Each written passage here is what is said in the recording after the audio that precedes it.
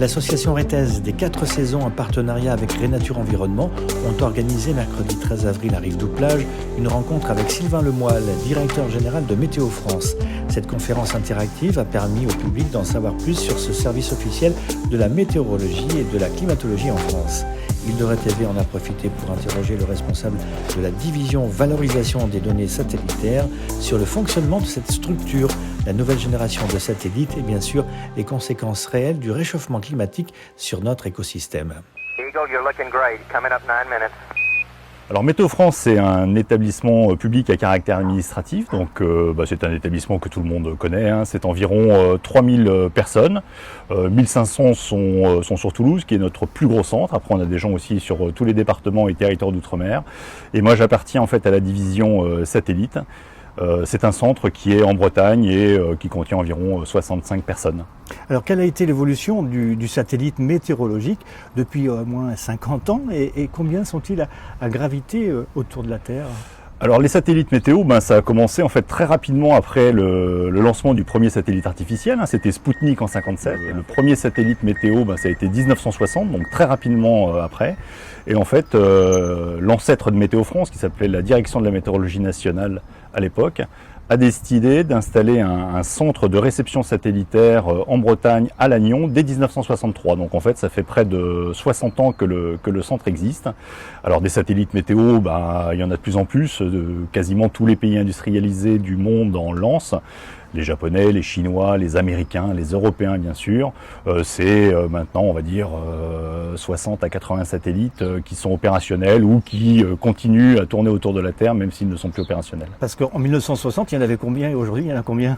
En 1960, il s'appelait Tyros 1, c'est un satellite américain, il était seul. Maintenant, des satellites opérationnels, on va dire, on en a une trentaine. Alors, on a 2 nouveaux programmes en Europe, donc c'est un programme de satellite géostationnaire de 3e génération qui s'appelle Météosat de 3e génération. Alors comme d'habitude, dès qu'on fait un nouveau programme satellitaire, c'est des images avec une résolution qui est meilleure, une fréquence temporelle qui est supérieure et un plus grand nombre d'images disponibles. Donc on améliore en fait tous les paramètres de ces satellites. Et pour les défilants, c'est la même chose. Plus d'instruments, donc une meilleure connaissance de l'atmosphère dans le monde entier, ce qui va permettre d'avoir des images plus précises pour des prévisionnistes et aussi pouvoir entrer plus de données satellitaires dans les modèles de prévision numérique de Météo France.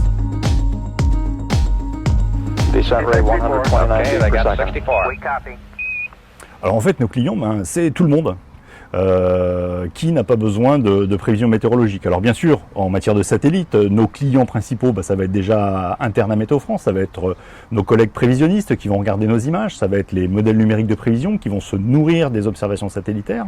Mais après, on a des clients comme l'armée, comme les compagnies aériennes, les agriculteurs, qui n'a pas besoin de prévision météorologique. C'est en général la première chose qu'on regarde en allumant sa radio le matin, c'est pour savoir comment on va s'habiller, écouter le bulletin météorologique. Donc je pense que tout le monde est concerné par la prévision météo. Donc la radio, la télévision, et je crois savoir que le service public France 2 n'est plus sous contrat avec Météo France, ou ne l'a plus été, fut un temps ? Alors oui, c'est en fait France 2 et France 3 National ont choisi de prendre des concurrents. En revanche, nous avons toujours un contrat avec France 3 région et puis les chaînes d'outre-mer. Et en fait, ce contrat prend fin. Et donc, il y a eu un nouvel appel d'offres qui a été lancé cette année. Et j'espère que Météo France sera choisi pour assurer la totalité de la prestation pour les années à venir. C'est énormément de données qui transitent à travers le monde. Donc effectivement, c'est des lignes de télécommunication qui sont extrêmement puissantes. Et puis après, faut des calculateurs pour traiter toutes ces données, notamment pour faire de la prévision météo. Et actuellement, notre plus gros calculateur pour Météo France est à Toulouse. Et pour vous donner un ordre d'idée, il est capable de faire à l'heure actuelle 10 millions de milliards de calculs à la seconde. Alors on fait des prévisions en fait à une dizaine de jours, on fait même des projections à quelques mois, voire même de la climatologie avec des projections à quelques dizaines ou quelques centaines d'années. En fait, tout dépend de ce qu'on attend de la prévision météorologique. Effectivement, la prévision météorologique, elle est plus juste à 24 ou 48 heures qu'à 7 jours. Mais autant ce soir, je vais pouvoir vous dire à quelle heure va arriver l'averse, s'il y en a une, à Rivedoux. Autant si vous me demandez exactement la même chose dans 7 jours, je serai incapable de vous le dire.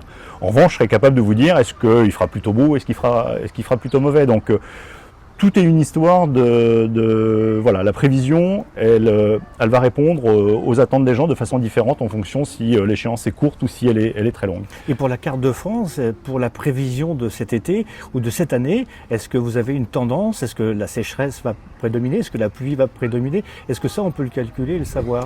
Alors, on fait des projections comme ça à plusieurs mois, c'est ce qu'on appelle des prévisions saisonnières. On accumule des données sur des centaines d'années, des milliers d'années, voire sur des millions d'années, ce qui s'est passé dans le passé, et on va se projeter dans le futur comme ça sur 10 ans, 20 ans, 50 ans, 100 ans. Et effectivement, on voit que le réchauffement climatique est inéluctable et qu'on aura dans les années futures plus d'étés chauds et secs, plus d'hivers doux que ce qu'on a connu jusqu'à maintenant. Mais ça n'empêchera toujours pas à la neige de tomber en hiver, à avoir des étés pourris, sauf qu'on en aura moins. Donc le scénario catastrophe n'est pas pour aujourd'hui ni pour demain? Alors, tout dépend de ce qu'on appelle un scénario catastrophe. Quand on fait des projections à 50 ou 100 ans avec des augmentations de température moyenne à la surface de la Terre de plusieurs degrés, ça va changer beaucoup de choses à la nature, à la vie sur Terre. Donc en tout cas, 2 degrés, ça peut paraître peu, mais en fait, c'est un changement assez immense qui interviendra dans les années futures. Donc, on s'y prépare. Enfin, en tout cas, notre rôle, c'est d'alerter les gens, d'alerter les pouvoirs politiques pour essayer d'atténuer ce changement climatique, parce que ça va bouleverser beaucoup des écosystèmes sur Terre. Si vous augmentez les températures de quelques degrés, que ça soit sur le pôle Nord ou sur l'Antarctique, la glace qui est contenue sur les pôles va fondre. Ça va être un apport d'eau douce énorme qui va gagner la mer. Donc déjà, la mer va monter et tous les écosystèmes vont être perturbés par ce changement climatique. Et les gens ne pourront plus venir passer leurs vacances sur l'île de Ré? Eh bien, à terme, c'est peut-être ce qui pourra arriver. Alors ça, c'est effectivement, c'est le scénario catastrophe. Alors c'est pas pour dans les 2 ans à venir, mais une projection relativement à court terme. Effectivement, toutes les parties qui sont du littoral, qui sont très peu élevées par rapport à la surface de la mer, pourraient être inondées de plus en plus souvent.